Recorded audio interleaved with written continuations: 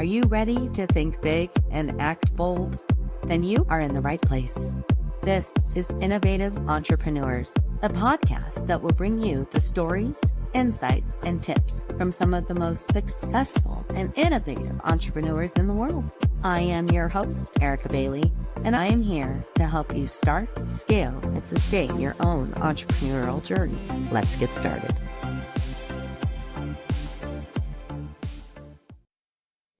Hello, and welcome back to Innovative Entrepreneurs. I am your host, Erica Bailey, and this podcast is designed to help you think big, act bold, and learn from other phenomenal people.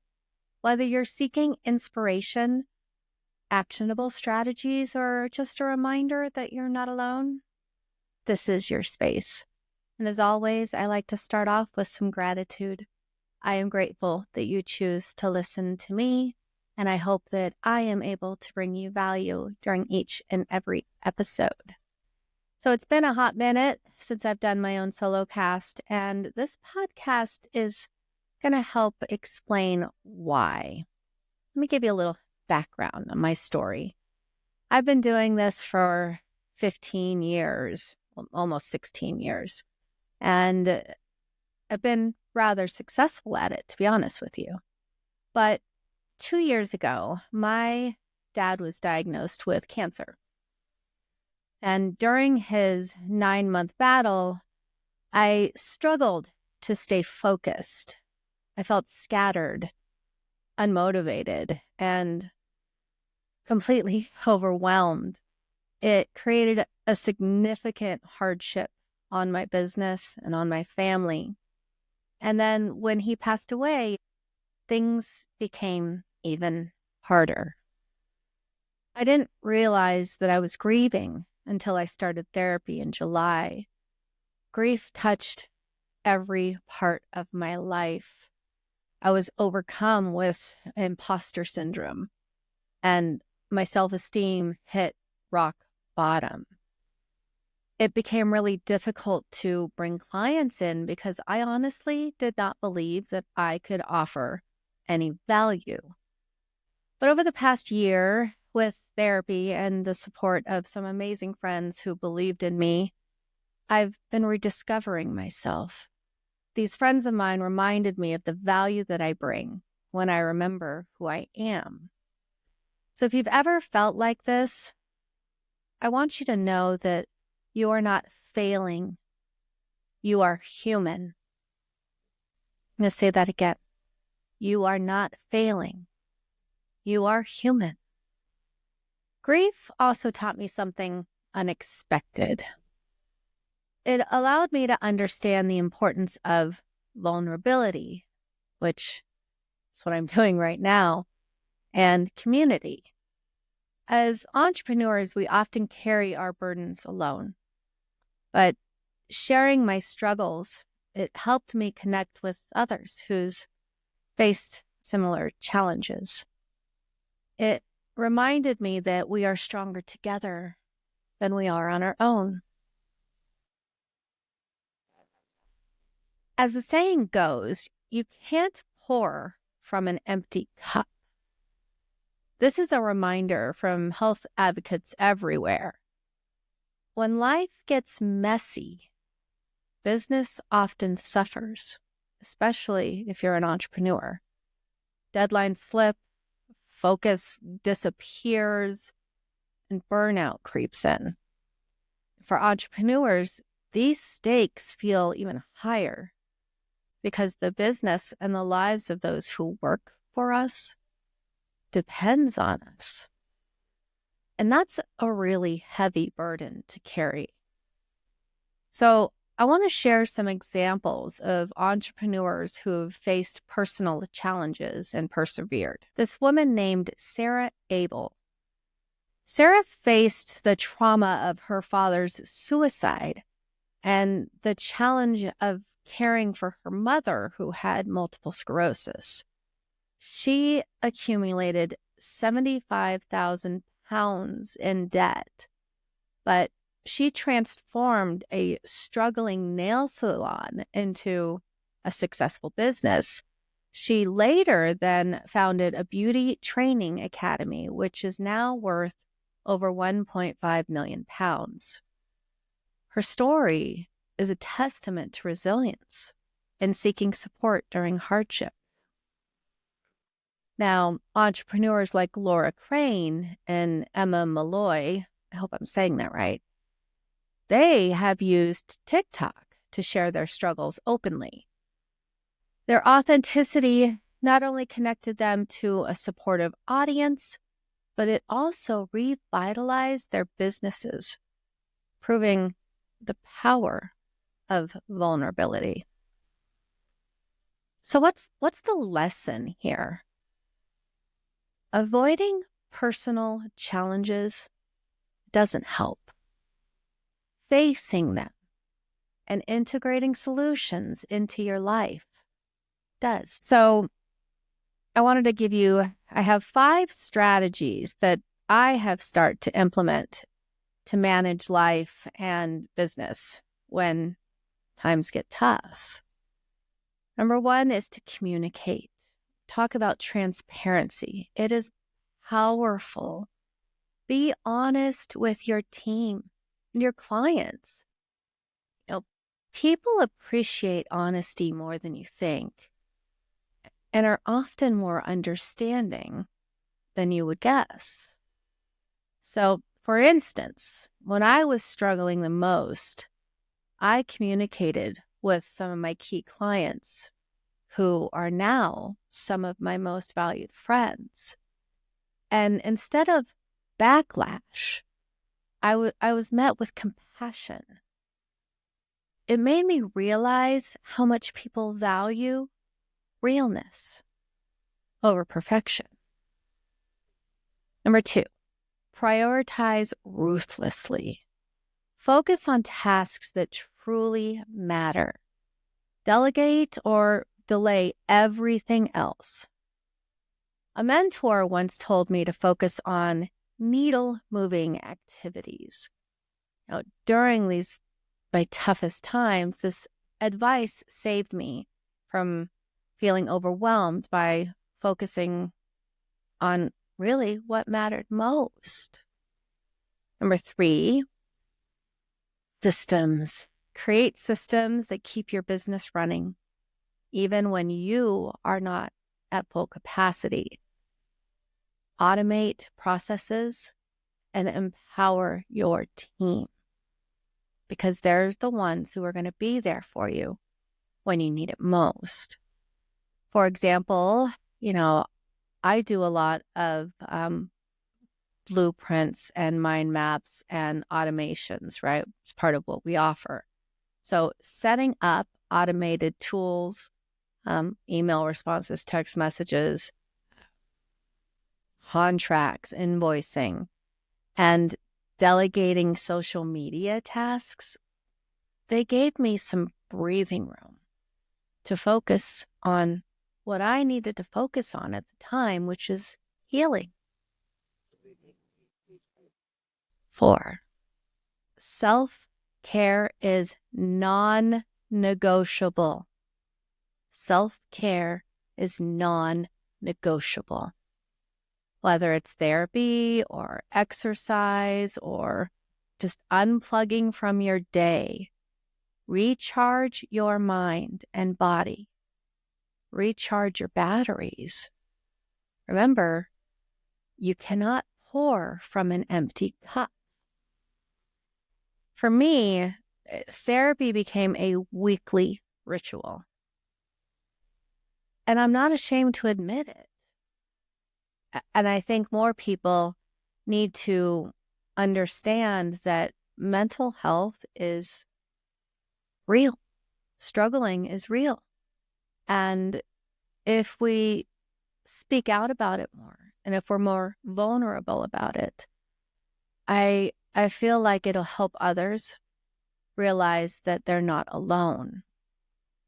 Therapy helped me process emotions, and it allowed me to actually show up more fully for my business, for my clients. Most of all, though, for my family and for myself.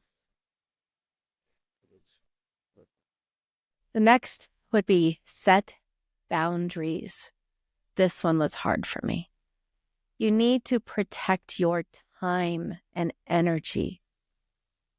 For me, saying no was impossible because I felt like I would be letting somebody down, or if I said no, I wasn't good enough or capable enough.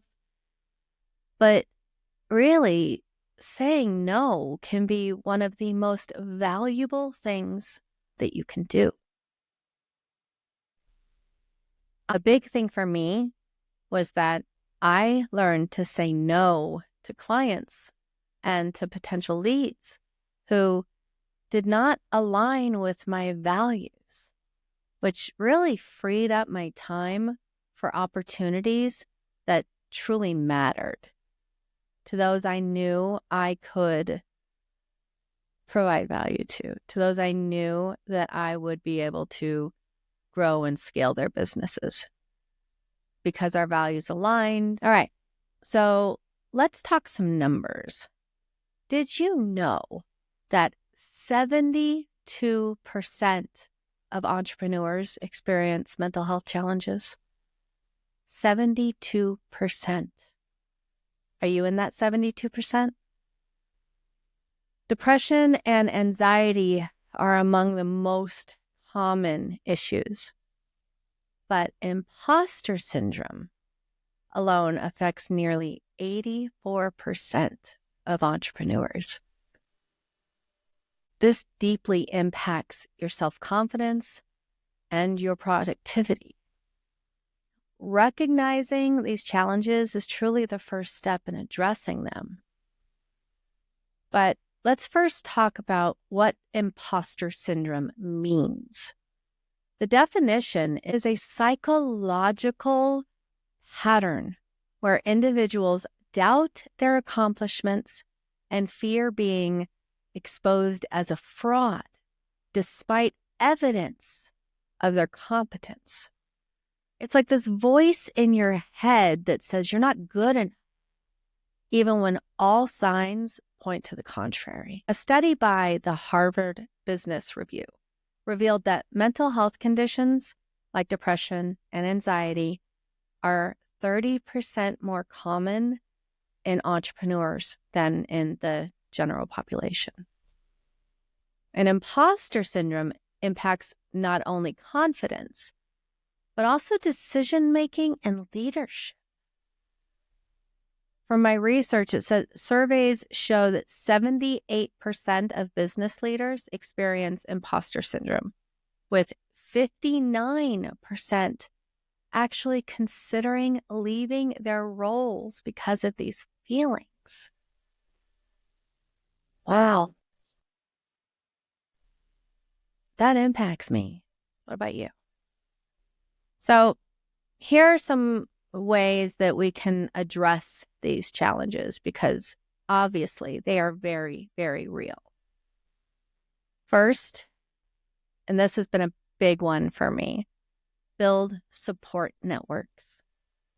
Connect with mentors, peers, or groups who understand the entrepreneurial journey. Consider joining a mastermind group. It will give you this safe space to share challenges and really gain valuable advice. And as I mentioned, I am a huge advocate for seeking professional help. Therapists and counselors, they can provide strategies for managing stress and overcoming those roadblocks. And for me, I have ADHD, so I get in this paralysis mode where it's like, I know I need to do something. I know I need to type this, but I literally cannot put my fingers on the keyboard and move them. So therapy has helped me work through those moments of paralysis. It really has been a game changer for me. It has helped me rebuild my confidence and my clarity. Number 2, encourage open conversations. And you can do this by fostering an environment where mental health is openly discussed. We reduce stigma and encourage seeking help. And I've been blessed to have people recently who I feel like I can communicate openly with. And these are friends and clients. And what I've recognized is that through this vulnerability and openness, we have built a bond that allows us to both understand this is real, and we have been supporting each other on how to get through it. And during that, we've been able to help each other expand our businesses. So it's this whole full circle. It's really quite amazing. As I had mentioned, boundaries are essential. So schedule your work hours, communicate your limits, and give yourself permission to step away when needed. Guys, it's not about perfection. It's about being present for you, your business, and your personal life, your family. Sharing my story publicly has opened doors for others to share theirs. And it's started to create this ripple effect of support. So here's my message to you. Life happens. Challenges come. But you are capable of navigating them without losing yourself or your business or your family or your friends. Give yourself some grace. Lean on your systems and remember it is okay to ask for help. Now, I would love to hear from you. Now, what's the biggest lesson you've learned about managing life and business during tough times? I'd love it if you would share your story in the comments. Message me privately on social media. You can find me on Facebook, Instagram, TikTok, LinkedIn, everywhere. Honestly, your experience could help someone else who's going through something similar. And if you want to share your story with me here on my podcast, I welcome you. So, thank you very much for tuning in today. If you found this episode helpful, please share it with a fellow entrepreneur who might need it. Of course, don't forget to subscribe for more real, relatable conversations about life and business.